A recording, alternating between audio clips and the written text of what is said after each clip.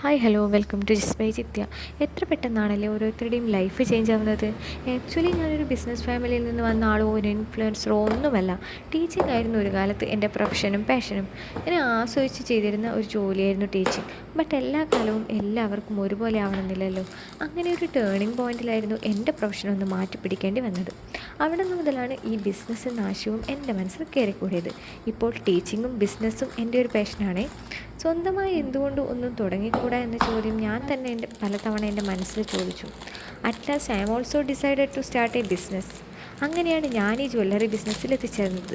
സത്യം പറഞ്ഞാൽ ഓർഡറുകളൊക്കെ ഒന്നോ രണ്ടോ പേരിൽ എണ്ണാവുന്നത് മാത്രം. ഒരു തുടക്കക്കാരിയായി എനിക്ക്, ബട്ട് ഇതൊക്കെ ഒരു ഹാപ്പി മൊമെൻറ്റ്സ് തന്നെയായിരുന്നു. നിങ്ങൾ സ്വന്തമായി എന്തെങ്കിലും തുടങ്ങണമെന്ന് ആഗ്രഹിച്ച് എന്തെങ്കിലും തടസ്സം കാരണം മാറ്റിവെച്ചവരാണോ? എങ്കിൽ എനിക്ക് നിങ്ങളോട് ഈ ഒരു കാര്യം മാത്രമേ പറയാനുള്ളൂ.